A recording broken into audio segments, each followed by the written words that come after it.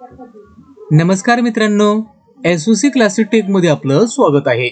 आज आपल्याला बघायचं आहे class 6 general science lesson number 7 that is the nutrition and diet.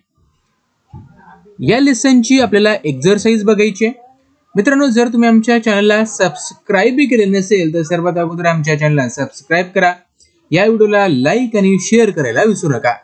मित्रांनो, जर तुम्हाला इयत्ता 6वीची जर इतर व्हिडिओ बघायचे असतील तर त्या सगळ्यांची लिंक व्हिडिओच्या डिस्क्रिप्शन मध्ये दिलेली आहे, तिथे जाऊन तुम्ही सर्व व्हिडिओ पाहू शकता। किंवा मित्रांनो, तुम्ही आम्हाला व्हॉट्सअप करू शकता, टेलिग्राम वर आमचे चॅनल आहे तिथे सुद्धा तुम्ही आम्हाला जॉइन करू शकता, इंस्टाग्राम वर तुम्ही आम्हाला फॉलो करू शकता। जर तुमच्याकडे काहीच नसेल तर गुगल वर सुद्धा तुम्ही आम्हाला सर्च करू शकता आणि आमची व्हिडिओ पाहू शकता। तुम्ही आम्हाला ईमेल करू शकता, काही प्रश्न असेल, शंका असेल तर तुम्ही आम्हाला ट्विटर वर फॉलो करू शकता। आमच्या फेसबुक पेजला सुद्धा तुम्ही लाईक आणि शेअर करू शकता व सर्व व्हिडिओ ते जाऊन बघू शकता। आणि आमच्या ब्लॉगला सुद्धा व्हिजिट करू शकता, ब्लॉगची लिंक सुद्धा व्हिडिओच्या डिस्क्रिप्शन मध्ये दिलेली आहे। चला तर सुरुवात करूया मित्रांनो आजच्या आपल्या या व्हिडिओला। तर बघा मित्रांनो, पहिला प्रश्न आपल्याला विचारलेला आहे फिल इन द ब्लँक म्हणजे रिकाम्या जागा भरा। पहिला प्रश्न आहे the process of intake of food and utilising it for all the life processes is called. म्हणजे आपण जे काही अन्न ग्रहण करतो, ठीक आहे, आणि त्याला युटिलाइज करतो म्हणजे त्याचा वापर करतो कशासाठी, तर लाईफ प्रोसेस साठी, ठीक आहे। तर याला काय म्हणतात, जे अन्न आपण ग्रहण करतो, ठीक आहे, त्याला युटिलाइज करतो, याला काय म्हणतात, तर याला न्यूट्रिशन असं म्हणतात। त्याला काय म्हणतात, nutrition. All substances in our food which are useful for various bodily process are called. म्हणजे जे वेगवेगळे फूड आपण ग्रहण करतो, ठीक आहे, त्याच्यामध्ये वेगवेगळे घटक असतात, त्यांना काय म्हणतात, तर त्यांना न्यूट्रिएंट्स म्हणतात। त्यांना काय म्हणतात, nutrients. Carbohydrate and fat provide the energy to our body. म्हणजे जे कार्बोहायड्रेट असतात आणि जे काही फॅट असतात हे आपल्या बॉडीला एनर्जी देण्याचं काम करतात। In a balanced diet all nutrients are present in proportion.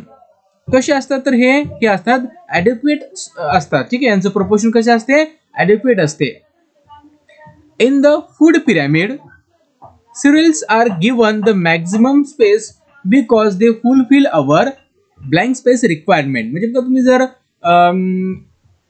Food pyramid बघितला तर त्यासाठी जे काही सिरियल्स आहेत म्हणजे जे काही डाळी असतात त्यांच्यासाठी खूप मोठी जागा दिलेली आहे। असं का, कारण जे आपली एनर्जीची रिक्वायरमेंट असते हे आपल्या डाळी आपल्याला प्रोव्हाइड करत असतात। Intake of more food than the necessary. आता ज्यावेळेस आपल्याला फूडची गरज असते त्याच्यापेक्षा जास्त फूड जर आपण ग्रहण केलं तर त्याला आपण काय म्हणतो, त्याला आपण म्हणतो ओव्हर न्यूट्रिशन। त्याला काय म्हणतो आपण, ओव्हर न्यूट्रिशन असं त्याला म्हणत असतो। त्यानंतर सेकंड क्वेश्चन आहे spot the following in the table of vitamins and minerals. The nutrients present in the citrus food. जे सायट्रस फूड असतात, सायट्रस म्हणजे काय, जे आंबट फूड असतात, जसं की लेमन झालं, ठीक आहे, अशा प्रकारचे, ऑरेंज झालं, तर याच्यामध्ये कोणत्या प्रकारचा आपल्याला न्यूट्रिएंट्स पाहायला मिळतो, तर तो असतो विटॅमिन सी। आपल्याला विटॅमिन सी त्याच्यामध्ये पाहायला मिळतो। विटॅमिन्स और minerals are present in a milk. म्हणजे विटॅमिन्स किंवा मिनरल्स प्रेझेंट असतात मिल्क मध्ये। ते कोणकोणते आहेत, तर मिल्क मध्ये विटॅमिन ए, विटॅमिन बी आणि विटॅमिन B12 हे प्रेझेंट असतात। यांच्या मदतीनं विटॅमिन डी प्रोड्यूस होऊ शकते आणि कॅल्शियम आणि फॉस्फरस म्हणजे A, B12 असतात आणि यांच्या मदतीनं आपण विटॅमिन डी, कॅल्शियम आणि फॉस्फरस हे मिनरल्स आपण काय करू शकतो, मिळवू शकतो।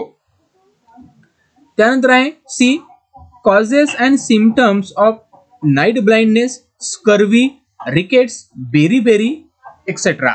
तर बघा मित्रांनो, नाईट ब्लाइंडनेस आहे त्याचा कॉज कशामुळे होतो, म्हणजे कशामुळे घडतो, तर डिफिशियन्सी ऑफ विटॅमिन ए।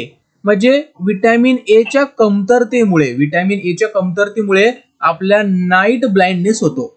आता सिम्पटम्स काय आहेत त्याचे, तर cannot see in the dim light और नाईट। म्हणजे आपण डिम लाईट मध्ये किंवा नाईटला आपण बघू शकत नाही, ओके। त्यानंतर आहे स्कर्वी। स्कर्वी कशामुळे होतो, याचा कॉज काय आहे, तर डिफिशियन्सी ऑफ विटॅमिन सी। म्हणजे विटॅमिन सी च्या डिफिशियन्सीमुळे आपल्याला स्कर्वी रोग होतो। आता सिम्पटम्स काय, ब्लिडिंग ऑफ द गम्स म्हणजे जे आपले गम्स आहेत, हिरडे आहेत आपल्या दातांच्या, तिथून रक्त निघते, ज्याला आपण म्हणतो स्कर्वी रोग झाला. रिकेट आहे कॉज काय आहे, deficiency of vitamin D. Vitamin D च्या कमतरतेमुळे रिकेटचा रोग होतो. सिम्पटम्स काय आहेत, तर bone become soft and cause pain and fracture, म्हणजे जे बोन असतात ते सॉफ्ट बनतात, त्याला त्याच्यामध्ये दुखायला लागते आणि ते फ्रॅक्चर होतात. त्यानंतर बेरी जो बेरी हा रोग होतो, हा डिफिशियन्सी ऑफ व्हिटॅमिन बी मुळे होतो, म्हणजे व्हिटॅमिन बी ची जी काही डिफिशियन्सी असते त्यामुळे बेरी रोग होतो.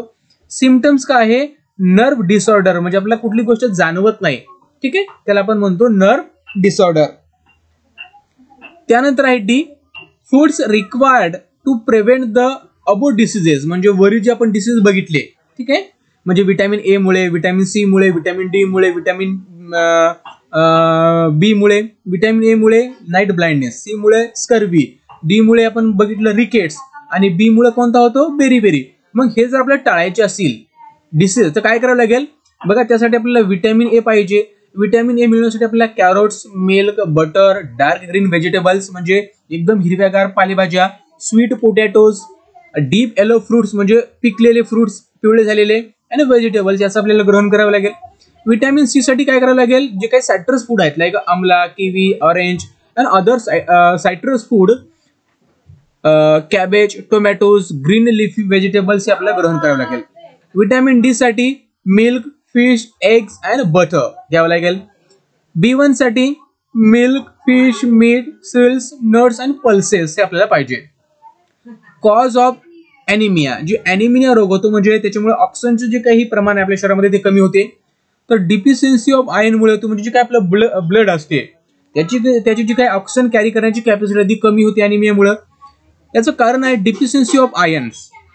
Essential minerals of healthy bones and teeth, म्हणजे कोणकोणते मिनरल्स आवश्यक असतात बोन आणि टीथ साठी, तर कॅल्शियम आहे आणि फॉस्फरस आहे.